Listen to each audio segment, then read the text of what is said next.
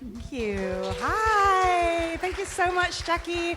Oh my gosh, so excited and happy to be here, and so wonderful to see so many of you in the audience today.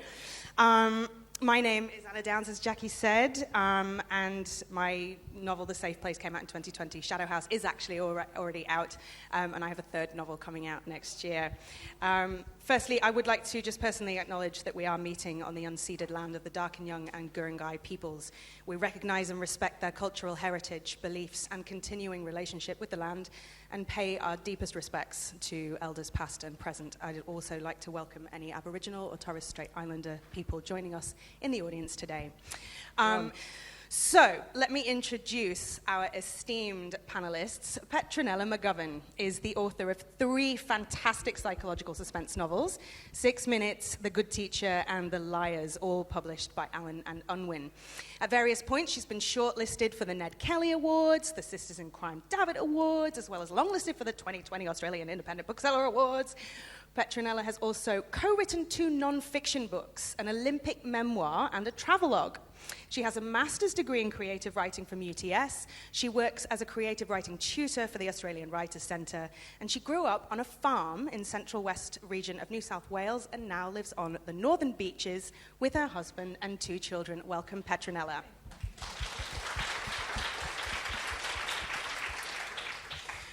JP Pomare, or Josh to his friends, is an award-winning and best-selling author whose debut novel, Call Me Evie, won the Nagaya Marsh Award for Best First Novel. In the Clearing and The Last Guests were critically acclaimed bestsellers, with In the Clearing now a Disney Plus original series called The Clearing. Tell Me Lies was a #1 Audible bestseller and was shortlisted for the Nagaya Marsh Award for Best Novel and the Ned Kelly Award for Best Crime Fiction, and his 5th book, The Wrong Woman, was a top 10 bestseller. Home Before Night is his 6th novel and was published originally as an Audible original. He grew up on a horse racing farm in small-town New Zealand and now lives in Melbourne with his wife and daughter. Welcome, Josh. Thank you. All right, Dinuka McKenzie is the author of 2 crime fiction novels, The Torrent and Taken, both of which feature the wonderful detective Kate Miles. She's the winner of the 2020 Banjo Prize, and her writing has been longlisted for the Rochelle Prize and highly commended in the Australian Writers Association Louis Award. That's a mouthful. Before turning to writing full-time, Dinuka worked in the environmental sector and now operates as part of the team behind the Writers Unleashed Festival.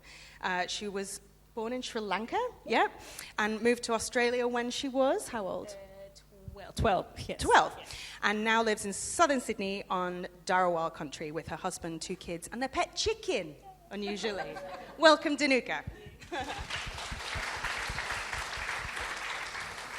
All right, it is especially exciting for me to be here tonight. I am a Central Coast local. I live in Wamberal, so it's just such a high honor and massive pleasure to be involved in this fantastic festival that we now have in its 3rd year. I'm so grateful to Jackie and Mandy and Angela and the team for bringing about such a wonderful event for us here on the coast. It's also a real pleasure for me to be here with these 3 because they're my friends, and they are super successful and highly acclaimed and very exciting, but it's so lovely to welcome you guys here to our beautiful Central Coast so that you can see how lucky we are to live here. Now, I want to kick off by saying how much I loved all 3 of these books. I also should say, I don't know if it's been mentioned that the sun might kind of creep over and we might end up putting sunglasses on, so we might end up looking like rock stars / like assholes. So if we do that, don't judge us. We're just trying to shield our retinas from, damage. So these books they're all very different. They're very, very powerful and enjoyable in their own unique ways, but they have a lot in common too. Foremost of which I think is that perfect blend of mystery and suspense, which I think we'll talk about in a bit more detail later. All 3 also, I think, play really nicely with genre convention to a greater or lesser extent, and they're all written exceptionally well. They're all 3 of them really immersive, relatable experiences. And for me, they're standouts in a market already flooded with massive Australian talent and international talent. So I feel like I could talk for hours about each one alone. I won't, because we don't have that much time, but I could. So, I'm going to just go along the line and ask you to give a kind of short synopsis of what your most recent novels are about. So give me your elevator pitch for The Liars, Petronella. Okay, thank you, Anna. What a lovely welcome to the Central Coast, and we're loving it here. It's gorgeous, so thank you. The Liars is set in a seaside town much like this. So it's a town that relies on tourism for business, and it's just come through bushfires, floods and the pandemic, and it's finally getting the tourists back, and it's getting back on its feet. And Sienna, a 15-year-old schoolgirl, is out in the national park near a place called the Killing Cave, and she finds a skull. She thinks this relates to an Aboriginal massacre by the town founder, which is not discussed at all. So she takes a video, puts it on YouTube, it goes viral, it's on the national news, and half the town wants the history shown and half of the town wants it hidden. But in the meantime, her mother, who's a local journalist, thinks that possibly the skull is related to teenage parties that happened out in the Killing Cave in the 1990s and a schoolmate who went missing. So it becomes a psychological suspense of a family trying to find out the truth and a town trying to hide the truth, and we need to find out who are the liars in town. Nice. Very good. Very intriguing. Dinuka, elevator pitch for Taken. Okay, thank you so much for having me here, Anna. It's very exciting to be here. So Taken is basically the follow-up to my debut, The Torrent, and they're both standalone mysteries, but they basically follow the same characters.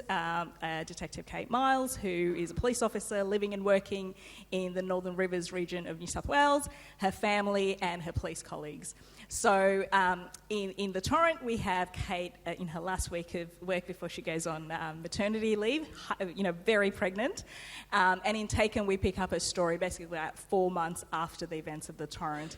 And it's fair to say she is struggling with, the pressures of a second child, being back at work and having to prove herself back at work.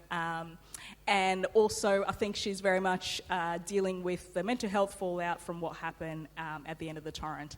And so in the midst of this, she gets kind of handed the biggest case of her career to date, which is the case of a young bub going missing, apparently abducted from her home. And it's Kate's job to bring back Sienna or find Sienna, and the story goes from there. Yeah, very nice. And I think it should also be noted that you don't have to have read The Torrent to read Taken. I think it does stand really nicely on its own, and those things that she's kind of recovering from are really nicely kind of alluded to rather than kind of given away. So you can read it kind of Taken and then The Torrent, can't you? Absolutely. Yeah. So, and there's many readers who have done it the other way, that way around. They're definitely two standalone mysteries, but obviously with the same characters. Yeah, great. Josh, elevator pitch. Go, hit me. This one, what's it about? Home Before Night is about it was set in lockdowns in Melbourne, which was something I was preoccupied with having lived through them. Essentially, it's a woman who lives with her son. There's a snap lockdown announced. Everyone has to be home by 8 p.m, and wherever they are at 8 p.m, they have to stay. She calls and texts her son. She tries to contact him on social media, and she doesn't hear back from him. The 8 p.m. curfew passes, and there's no sign of him. And she grows increasingly paranoid that something might have happened. Then, through the night, that paranoia grows and grows and grows, and then she's convinced something bad's happened, and from her apartment she has to begin to investigate. To go any further than that would be to kind of wade into spoiler territory, but it's short and snappy, and unlike the lockdowns, of course, it's and hopefully it's a suspenseful and thrilling ride. Oh my God, it so is. It's wonderful, and you can listen to it, but reading it as well, like you could binge it in a weekend easily. It's so fast and so exciting. Okay, Petronella, your book features a large cast of characters, and all of them feel incredibly kind of nuanced and well-rounded, which is an achievement because it's a whole town full of people. But for me, it's your two kind of main characters that really sit at the heart of this book, which is Mary and her daughter Sienna. So if you could maybe tell us a little bit about them and where we first meet them, and maybe without giving too much away, what's at stake for them both when we first meet them. Yeah. I think I'm interested in mothers and daughters, well, a family in general, and in fact the book also partly relates to Mary's mother, so it's 3 generations of mother, daughter. But part of the inspiration was when my daughter turned 15 and said, "Oh, Mum, can I go to this beach party?" And I was like, oh my God, I remember those beach parties. And I remembered one in particular when we were up at Southwest Rocks and I was 15 and my friend and I snuck out, and it was a beach, Southwest Rocks, I think it has that shipwreck in the middle of it, yeah. So snuck out, there was a bonfire, booze and boys, and we were pretty excited. So we got there and, I don't know, it was 11 o'clock at night, and we were 15 and suddenly we discovered actually all the boys were 25. And they were pretty excited to see us, and we were like, oh my God, how are we going to get out of this situation? And we just, I don't know, we were a bit naive, and I couldn't work out how, this is not really answering your question, but... It's fine, it's very interesting, go. Couldn't quite work out how to get out of this situation, and then I hear this voice disembodied voice coming along the beach, Petronella, and this figure appears. I'm like, Mum! And, normally a 15-year-old at a party would be horrified to see their mum, but I was like, oh my God, you've saved us from, these lecherous 25-year-old drunken men who were hell-bent on something. So I was thinking about those times and those relationships and how often, the mother-teenage-daughter relationship is very fraught often when teenagers are trying to assert themselves. But also there is this, sense of protection, which as well that the mother has. So in the story, I wanted the mother and daughter in the story are not me and my daughter, but I did want something to have happened to the mother when she was 15, and now she's very overprotective of her daughter, who is really trying to make her own way in the world. Yeah. Nice, and that comes across it's very relatable. I think we can, those of us with kids and even those of us without, can really relate to that. Josh, Home Before Night deals with similar issues of parental love and family secrets and that drive to protect a child from terrible things. The book begins with a quote that says, "The bond between a mother and her child is the only real and purest bond in the world, the only true love we can ever find in our lifetime." Tell me a bit more about that quote, where you found it, why it struck such a chord with you, and maybe how it forms the essence of the relationship between your two main characters, Lou and Samuel. Yeah, it's a good question. I think the quote is far too profound for this book, by the way. Don't expect anything like that when you read it. Don't believe anything this man says. He's very, very self-depreciating. No, I think I was drawn to that because I'm a father, not a mother, and I definitely think that connection's slightly different. And I'm not saying it's less powerful necessarily, or less important in any way. I just recognise it as fundamentally different. I think you sort of sacrifice something in childbirth, whereas. My dad, for instance, didn't know his first 5 kids until he was an adult. So it's definitely a distinct kind of relationship. But also, it speaks to me about the distance or the lengths mothers go to as well, and that sacrifice almost seems involuntary. When you give birth, almost seems involuntary. And the rest seems voluntary, but I think they're both involuntary. I think you just completely give yourself over to your child when you give birth, and I hope that's not taken the wrong way. So to me, it sort of spoke to the power of the connection and who mothers are, and the lengths they would go to save or protect their children. And I hadn't really made the connection, oddly, between our novels until now, but it is the same sort of thing. So it's, I just, and how I found it, I just was Googling quotes, Yeah. I was just, It's often the way I was it just happens. Googling stuff. I don't even read books, I just go and Google. But tell me more about like Lou and Samuel and how their relationship, like talk about them as characters and where we first meet them and what they're doing. Yeah, sure. So, I'll ruin the start because hopefully you read it, but even if you don't, this is the best bit. I had a new baby. It was between lockdowns in Melbourne, we got about 3 weeks of freedom in a couple of years, and we went to the beach with our newborn. She was in a Moses basket between us, and we're lying on the sand. And I do this thing where I take a notebook on my phone everywhere I go, just so I can make a note if I have an idea or something, or I see something interesting. And most of it I don't use, but occasionally there's something good there. And it's also good, I just refer back to it for ideas. And we were at the beach, and I didn't have my notebook or my phone. It was the Ryeback Beach. Are there any Victorians here? Probably not. Okay. So Ryeback Beach, for anyone not familiar with that area, it's a pretty rough surf beach. No one in Melbourne knows how to swim when there's waves.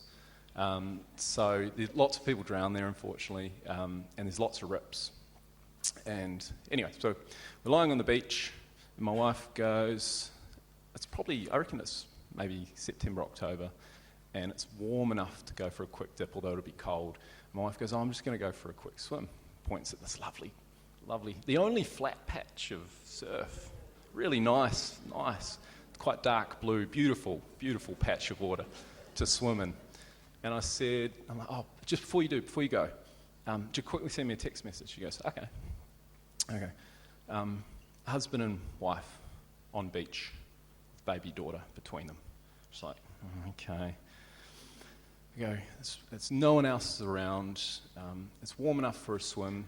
Wife gets up, points to a perfectly flat patch in the water where she wants to go for a dip. And she sort of rolls her eyes and goes, where's this going? And I'm like, she starts walking towards the water, gets in, doesn't realise it's a rip, and is sucked out. And the husband has to decide if he saves her or stays with the baby.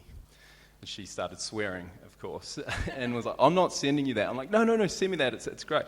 So she didn't go for a swim, thankfully. We're still married as well. But in the book, she does go for a swim. So she texts me that, and I was writing this, and I needed something to unlock the story, something to tell us about the characters, because this decision, when someone gets sucked out into a rip, it's often the second person that goes in that also drowns. That's the real tragedy, and it happens all the time. People go out to save their kids, and they both end up drowning. And of course, you just can't help it. You have to do it. But if you've got a newborn, you're making that decision to leave that baby on the beach. So that was when I was writing this, I needed to unlock the story, and I was going back through, these text messages I send myself and all these notes, and I was just that's the perfect way to set this story up and to tell us all we need to know instantly about these characters and the choices they make at the very beginning. It's a fantastic scene. Dinuka, Kate Miles is such a brilliant and original character and deeply relatable, as I was saying before. I'm such a fan of the way that you kind of effortlessly interweave these scenes of early motherhood and, how tricky they are and challenging and relentless and kind of physically draining.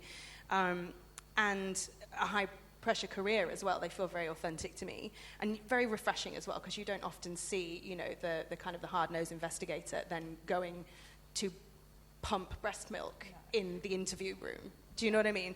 Can you talk a little bit about to what extent you might have drawn on your own sort of lived experience to build this character, and why it was so important for you to depict that particular push and pull of family and career? Yeah, so that's interesting because I would say very much the Torrent. I felt like that was very much me. That was kind of the raw version of me when I was writing it, because I was writing that book for very specific reasons, not to become a writer, but to find a place for myself when I felt myself disappearing in exactly those years where... Same. Yes, exactly. Yeah, that's the, that particular club. Yeah. So... and so I felt like in the Torrent, and when you'd get interviewed for these kind of panels, I would try and kind of dodge that question and go, no, that was like, I invented it. But actually, to be fair, I think that was very much me, and I was processing all the stuff I was going through at the time of that, of managing kids and work. Whereas when I came to Taken, I really felt like I had got to a point where they were the characters, they really felt like now I had created this world and I just needed to kind of really, I got to play much more. I mean, I was still dealing with this, I was still processing the same things, and I was still interested in those same issues, because what interests me very much with Kate, I mean, her central tension is very much she's incredibly good at her job, she's ambitious and she's worked hard to get to the position that she has.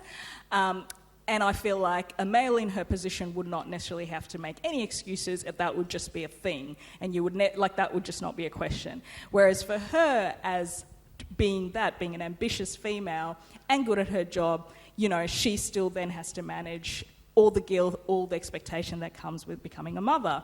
And so her central tension is very much the thing that she's really good at is the thing that puts herself and her family in danger, and she's always kind of going back and forth between these two things. And I just wanted to show, which you do such an amazing job in the Shadow House, which that overwhelming time when you've had a young Barb, but also for her, where everything, every interaction feels like fraught, and, you're just like, you're upset if people don't help you, you're upset if they help you because they've done it in the wrong way, and then, it's just everything is just so full on, because I feel like that and being a teenager feels like very the same, because you are literally, all your chemicals are changing in your brain, and, and chemicals are just coursing through your body, and you are literally not the self you are. And so it feels like this out-of-body experience. And my husband and I have talked about this, where we're like, okay, that first year, that first 12 months, it's a hospital pass. Like, whatever we've told each other, whatever we've shouted, it's literally, it's not on the relationship table. Like, we just wipe that clean, because it's like, we're just, both of us are nuts, So, that's what I felt like I wanted to do. And you're right, I felt that in the detective genre fiction, that particular version of a female hadn't been shown. It's usually a male detective going forth to save the world while someone else is doing the work in the background. And, and I just wanted to give space at the front of the book for that stuff which is going on in the background, because there's plenty of detectives in the fiction space where, they have fraught relationships with their family, and, or the mums are home looking after or they've got broken relationships with their families, whatever. So I wanted to put that right in the front and go, let me write about this one detective in the entire wide world who actually wants to, wants to keep their family together, and, that's just like one of us. But she also really loves her job, and I found that really relatable as well, when you are in that kind of stage postpartum and you've kind of lost yourself as a human being, and you really want to work again. And, particularly she does say, it's the hardest thing, this job, but I keep going back. I can't keep away. And I love that about her, that she adores her kids and she can't keep away from them either. But so there's that real push and pull in that sense. Yeah. And I think that did come from me in the sense that I remember very much, both my kids are IVF, and God, I wanted them. But once I had them, God, it was hard. It was still so freaking hard, and it shouldn't have been. The fact that I wanted them so much, and we spent so much freaking time, so much money, creating that life, and then to be just finding it so hard, and to find regaining my identity and kind of feeling whole, and feeling guilty about that constantly. Even still, I, have feelings about that. So that felt like, even though my kids, by the time I was writing that, were definitely over that 12-month period, they were definitely not bubs, that was still so, still there. And so it just came out. Beautiful. Josh, you say on your, you're like, Yes. You say on your website that you've always been drawn to the dark, and that you're particularly attracted to stories that tie a cold knot in the pit of your stomach. And Home Before Night certainly does that.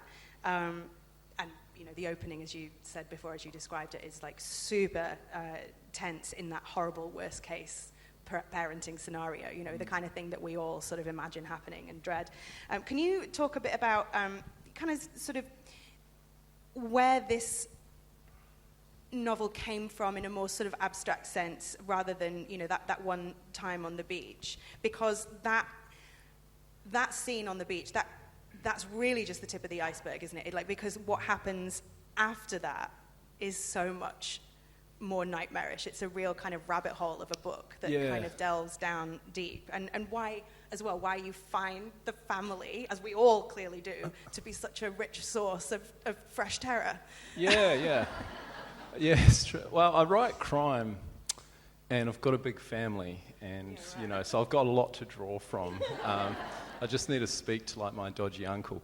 No, I think families. I mean, the most important thing for me in bringing the reader into the story is to let them know the stakes in a kind of such a fundamental way that they feel it. That they inhabit the characters to the extent that they begin to ask themselves, what would I do if I were in that situation?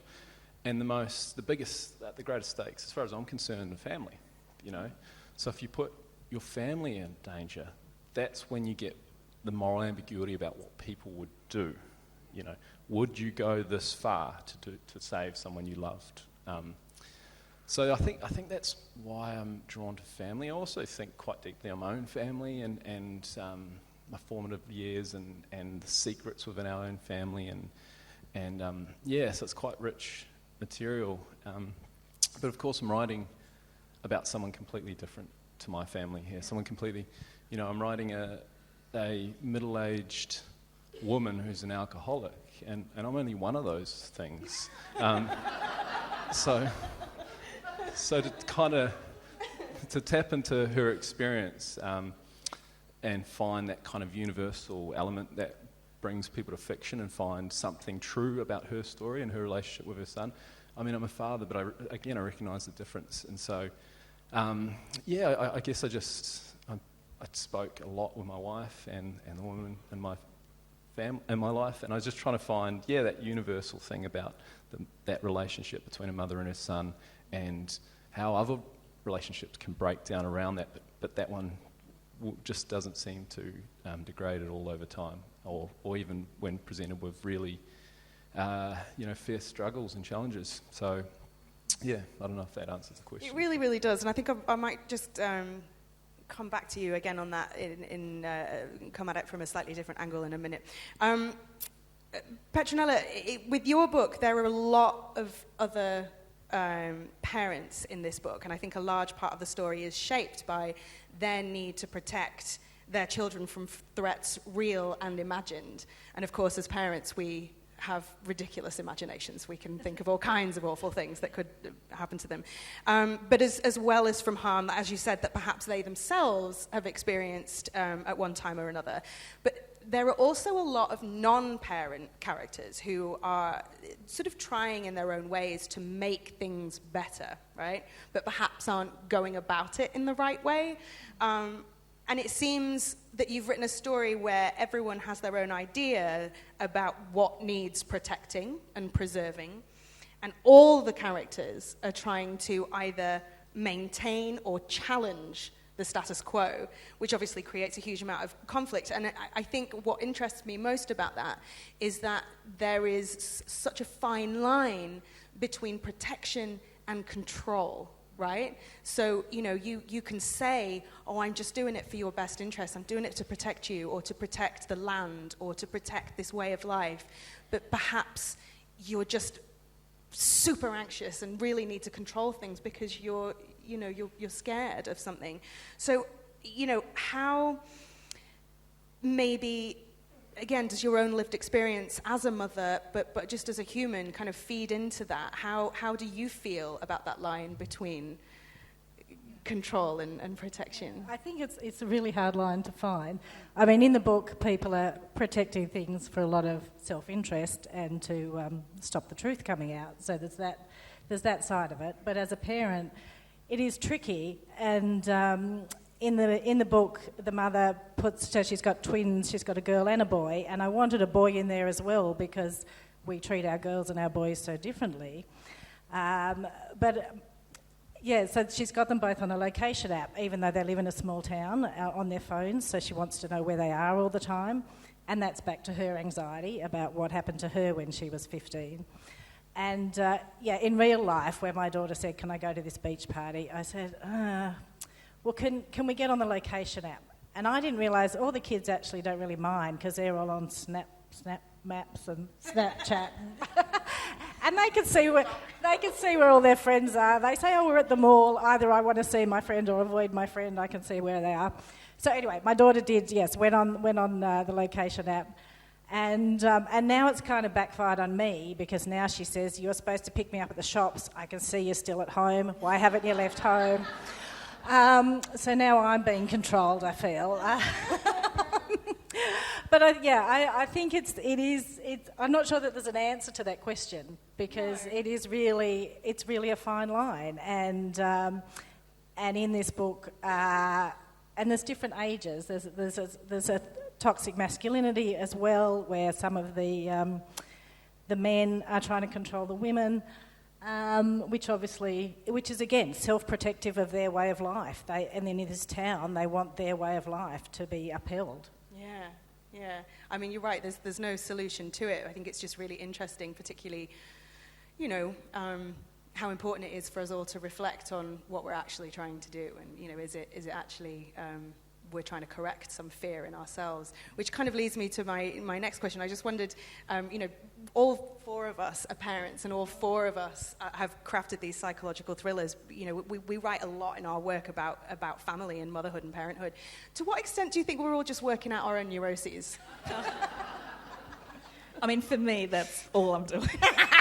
We're all just in therapy, alone in our offices. I mean, I think, writing is, well, certainly for me, it's processing the world, but also, you're processing your own kind of, what's your own experience of the world, so you're processing all the stuff that's happened. So I find sort of writing is both an escape, because when it's all too much, when like everything, all the news is just doom scrolling, it is an escape to go into a world that I have created and I have control about who I kill and who I don't.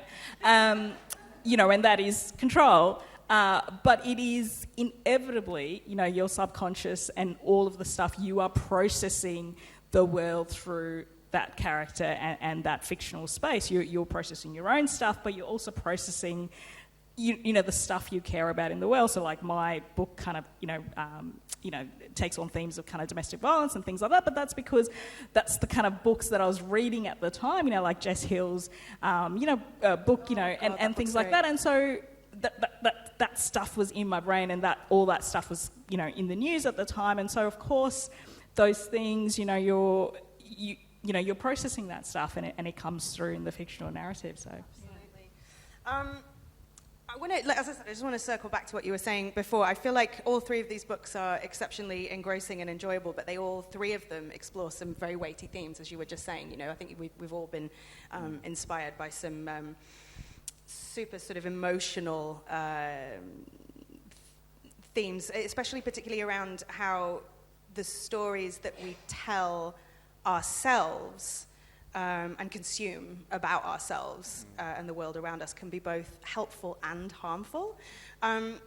With your work, Josh, I feel like, Hitchcock defined mystery as an intellectual puzzle-solving process, and suspense as wholly emotional. And for me, I feel like, your work just really hits that sweet spot in between. Tell me a little bit about how you go about crafting something that is so, it's got all the clevers, but also all of the feels as well. Like, is that something that when you're writing, you're doing deliberately, or is it more intuitive than that? Yeah, I don't know. I think my strength as a writer is problem solving, I always say.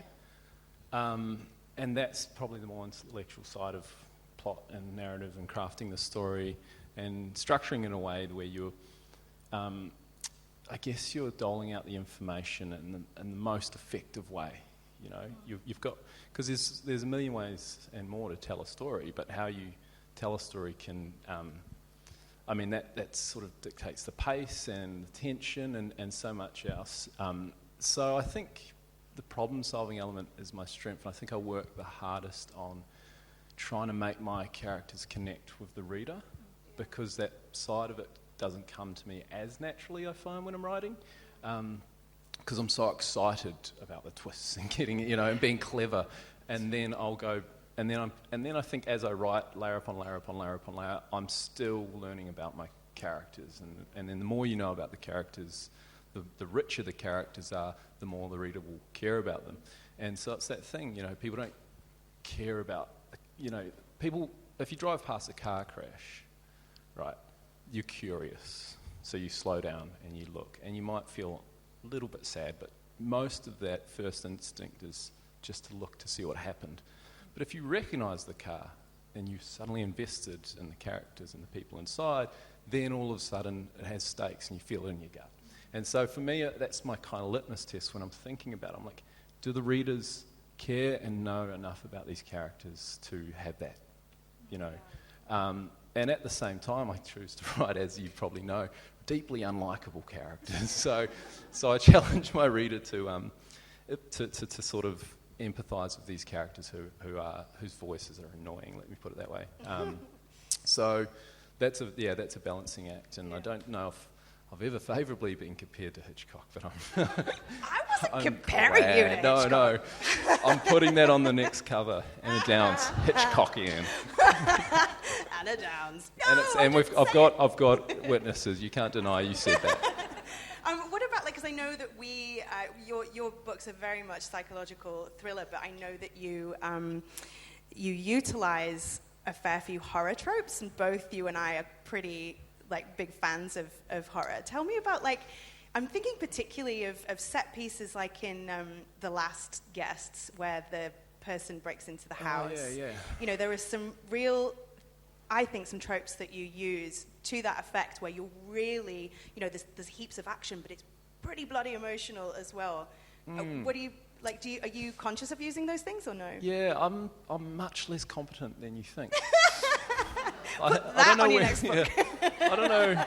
I really don't know where that comes from. I think maybe, as Dinuka said, when you're writing subconsciously or consciously, you're always just drawing from the world around you and what you're preoccupied with. And it's this funny thing. Someone pointed out to me after a couple of books, it's like, all your characters only have one parent, and I lost my mum when I was quite young. And I just didn't realise I was doing that. And it's because I was sort of writing what I knew, but that was purely, my deep subconscious just having a bias toward that kind of character, that kind of storytelling. And I'm just writing about whatever I'm preoccupied with. And I think, so if there's sort of an element of horror or whatever in there, it's probably me. I often think of the worst case scenario all the time. Yeah. That's a miserable way to live. But I'll just be walking down the street. I'm like, what if that person pushed me in front of the car, or whatever. But and so with The Last Guest, for instance, I think we being our place, and it's about cameras and Airbnbs. And I remember thinking, what's the worst thing that could happen? Someone had just stayed at our place, and I thought, could they get the keys cut? And I'm like, no, they could do something worse. And I started thinking about, and it's just the same. I think that horror stuff comes from, even if I don't know if there's that much horror kind of in it, but I think that just comes from my own thinking of the worst case scenario and using it to ratchet up that tension. Yeah. I don't think there's that much horror in it either, but I do think you have these little moments that are kind of, I watch and read lots as broadly as I can, and it probably includes a bit of horror, for sure. I reckon. Yeah. So we're going to just do another couple of questions and then take some audience questions, so make sure that you're thinking of those deeply insightful, sharp questions that I know you all have brewing in your minds right now. Petronella, The Liars deals with some pretty confronting subject matter, and the narrative is super effective in highlighting some major social and cultural issues. Do you consider it to be a crime writer's responsibility to comment or subvert or push boundaries, or challenge accepted narratives? Or do you think that our only responsibility is just to write the best story that we can, like the most fun, most entertaining story? That's a really hard question, and I'll answer it in a second.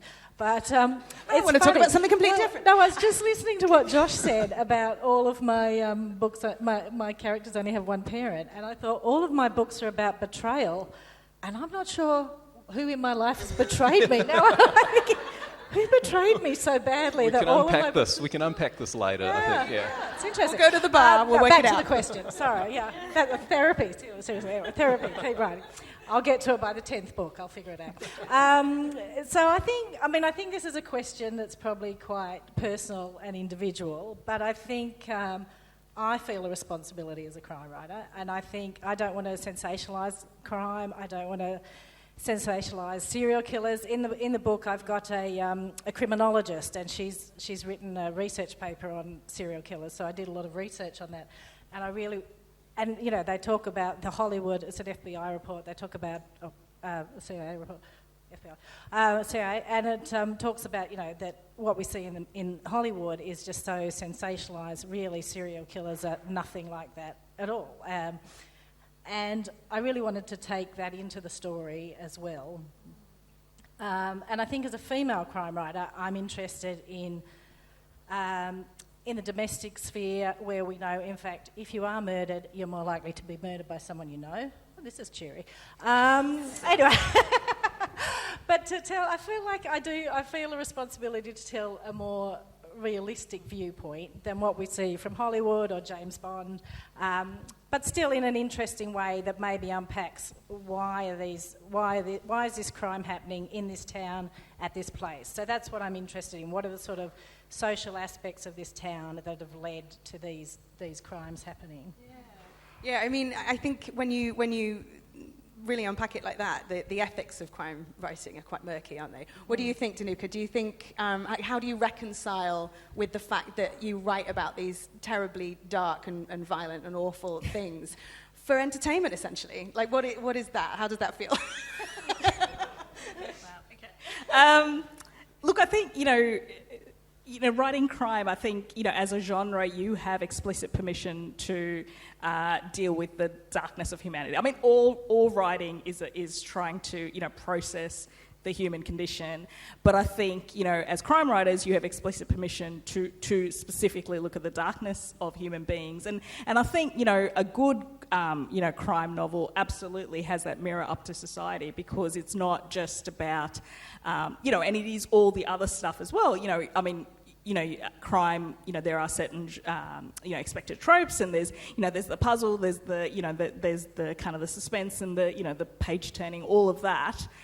But you are also reflecting back society, and the thing with crime fiction is that as a genre, there's, you know, like, I feel like it's such a broad church, and you can imagine anyone, like whatever demographic, whatever part of society they are, you can, you know, if not in an explicit kind of criminal activity, but you can certainly see them involved in some kind of injustice, you know, and you can take that as small as you want to, you know, secrets and lies within families, or as big as you want with, you know, structural, you know, inequality, ingrained racism, you know, domestic violence, whatever. And so you have that whole spectrum to play in. But as, you know, Petronella says, I mean, I think there is that ethics, because whatever you're writing about, it is someone else's lived trauma. So you do have to think about that. And I think it might have been you, Josh, who mentioned at possibly the Brisbane Writers' Festival, but this thing about how you write victims, and the darker you go writing victims, you know, then you have this responsibility to kind of... Sounds like something I'll say. Yeah, absolutely. I will, you know, Josh says this about victims in your next book. Yeah, you know, but the darker you go, like if you're going to go really dark with what you're doing to that person on the page, then you have a responsibility to have that victim fleshed out, you know, and you know, and absolutely, you know, and so, and I think we have moved on a lot as is, and we've moved on from the naked kind of slab on the, thing with the male gaze, just kind of, why is it there on the slab naked, apart from the fact that the male can just go, and like we've moved on from that. But, but there are things, and I think that's part of, like, if you are asking readers to think about difficult things, like, I think it's reasonable to expect the writer to also think about those things when they're writing it. 100%. That's a great way to answer it. Hey, listen, we're living in a time, aren't we, where our institutions and systems, especially the police, are maybe not quite as revered or as trusted as they once were. Tell me a little bit, what would you say that the challenges and rewards are of writing police procedural today? I mean, I wish I wasn't doing it. Really? Because now I'm like, holy shit, there's a lot of research that I didn't realise. Like, that just shows how naive I was in just like, oh, she's right, a detective. And then I'm like, oh, God, now I've got to actually research it and, like, properly put it. Yeah, so, if I'd actually thought about it, I probably wouldn't have done it. But now, obviously it's... You're committed now. Yes, it's a very beloved character who I love very much. But it did allow me to... What I will say is, and again, this idea of, your experience coming through, the police service, how I looked at it, was very much a big public service. It's another form of the public service. I've worked in the public service for a very long time. And so I knew kind of that machinations, and that felt very real to me, that, you think that, you think that they're kind of out, fighting crime, but actually there's this huge bureaucracy behind it. There's a culture of extreme loyalty. There's a culture of, sticking to the hierarchy. So those were things that I could play with and kind of think about, because I could see how those things, having worked in the public service and having worked, in those kind of situations, not in police, but, you could see how those things could be... could go the other way. Yeah, so, yeah. Guys, I'm going to go to audience questions in just a couple of minutes. Josh, it would be so remiss of me not to mention The Clearing and talk to you a bit about that. It's so exciting that it's been adapted for the screen in the first place, but to have it at such prime position on Disney Plus right now. If you don't know, it's streaming on Disney Plus currently with Guy Pearce and Miranda Otto and Teresa Palmer and Kate Mulvaney, and it's so good. It's so good. So what has the process been like for you in terms of watching that be adapted and watching it change? Because the first episode, something happens in it that actually happens at the end of your book. And when I watched it, I was like, oh my God, they've given it away. What's Yeah, it's disappointing. No. I do this magical thing when I have a book out, I pretend I didn't write it. And it's the best. It just insulates you from anything that that happens with the book, good or bad. You just move on to the next one. I think it's just like the healthiest way to exist in the narrative arts or any creative industry. So I kind of did that with the film stuff, but it's a little bit harder when there's wrapped trams and billboards and everyone's asking about it. So it's also something I wrote a long time ago. So I kind of forgot the story. I just forgot what it was about a little bit. So I've been watching it, and it's amazing. Is it any good, the book? I don't know. I can't be objective, so I don't really have an opinion. But I just watch it, and it's just so nice how there are lines I recognise instantly and scenes I recognise instantly that they've pulled straight from the source material, because they prime you so much. I guess writers are all assholes, so they're like, they call and they go, just a reminder, it's not exactly the same, we've just made changes, and they're so delicate about it. And I just was expecting wholesale changes, but really it's pretty close, the first few episodes that I've seen. It's just really, they've pulled so much of my source material out, which is really nice. And again, I can't experience any level of objectivity because, you can't with my own work, but something like this, I can't get the distance to view it in the same way through the lens of a regular viewer. So I don't know if it's any good, but you can make your minds up yourself. But yeah. Can you tell them about your scene? Go on. Tell them. Well, she listed, most of the stars in the show. There was one The one she left off. No, I went to the premiere. This is deeply embarrassing, Petronella. So we went and got fitted, and they, and like it's pretty full on. They had to like tailor the suits I was wearing, and get shoes and all this stuff. You go get Who fitted. did you wear? I don't know who it was, but so you go do all this stuff. They said, "I'll grow out your moustache. It'll be perfect," and all. So I walked around with a moustache for a couple of months. And we went out on set. My daughter was in it, so we had to get this permission for her to work, because and all this stuff. And she could only be on set for so many hours, so it had to be planned out. We went and sat in the chairs, makeup, hair, all this stuff. They took us down. That was fun, by the way. I felt like a tourist, It's just like a brand new world, and I got to see all this stuff. And then you go sit there, and I'm like, Guy Pearce is right next to me, and there's Miranda right there, and I'm just like, oh, this is great. And then they pan really close to my face, and I'm like, my wife's like, after, she's like, you were overacting, it was ridiculous.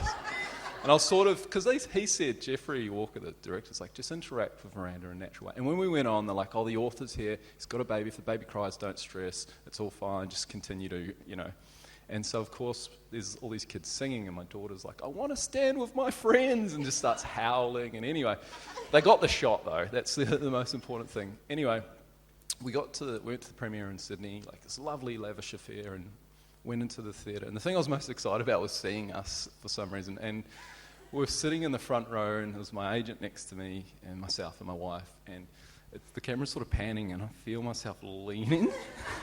And me and Paige are leaning, and I've told everyone I know that I'm a star now, and then it's kind of, the scene goes on, and we're just sitting there like getting a bit nervous, and then when these sort of amorphous blobs in the background, and I was mortified because I told it, and they cut us, and so I had to email my year 11 journalism teacher and everyone I know I had to contact and be like, oh, I'm actually, if you pause it at 12 minutes and 31 seconds in the second episode, you can see these kind of shapes in the background.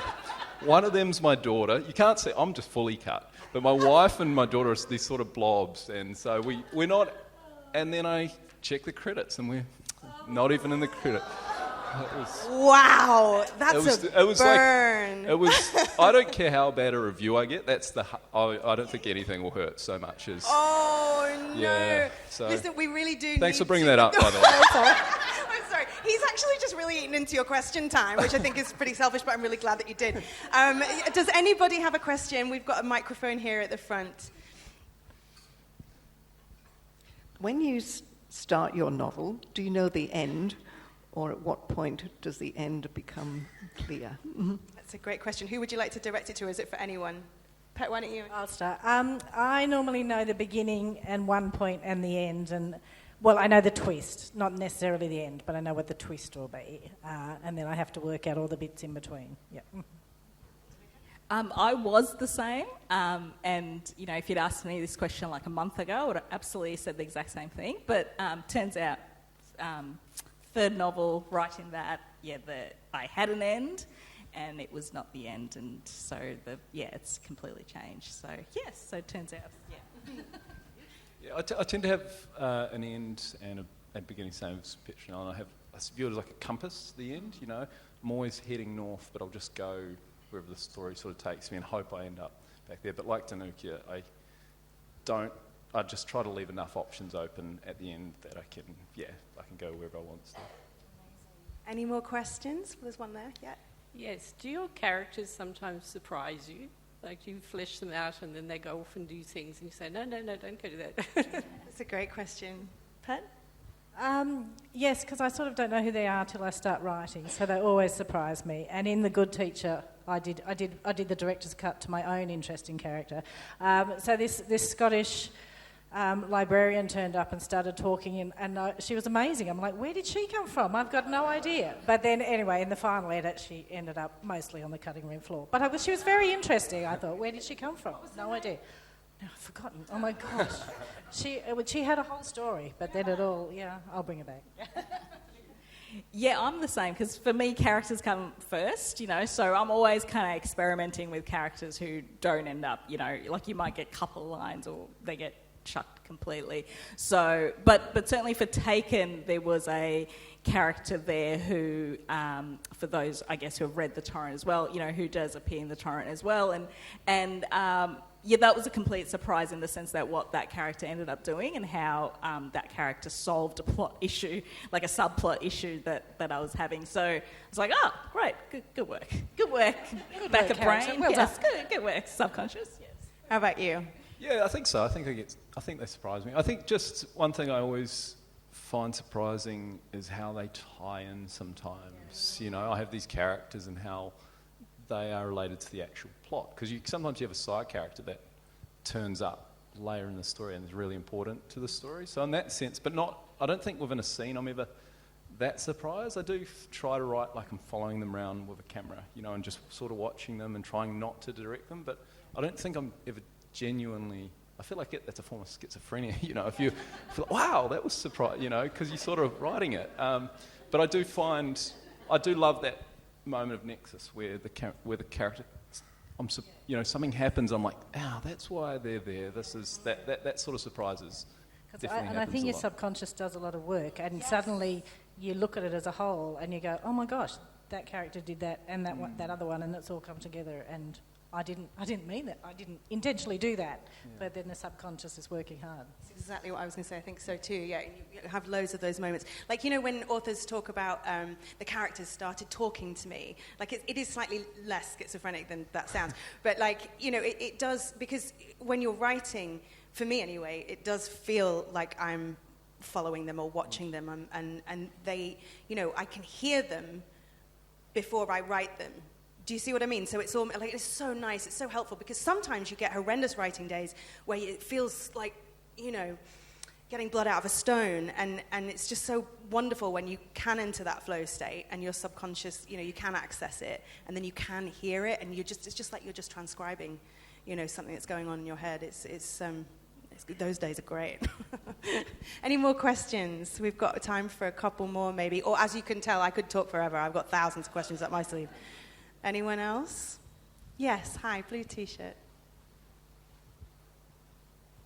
How much research do you do into police procedures and sort of criminal law when in other words, if somebody put your book to a microscope, would they find that, in fact, those things would weigh up in real life? That's such a good question. I'm really glad you asked that, because I'm constantly fascinated by particularly police procedurals and how much. I once sorry, I will let you speak. I once interviewed Devlin McTiernan, and I asked her that very question. I was like, the level of detail in your procedurals is so intense. What do you do? And she said, I don't. I just make it up. I'm like, do you not speak to anyone? She's like, nope. I just read the reports. And I'm like, what? You go. I mean, please don't put it under a microscope. Again, basically everything I know I've got from Josh. So, again, I think, you've mentioned, don't write for the 5%. So there'll be always this person in the world who knows more about the thing than, you'll ever be able to research, because you're not in that field. However, the point of is to try and not get them out of the world. So you're writing enough and you've done enough research such that you feel, you have enough handle of that material to be able to write about it.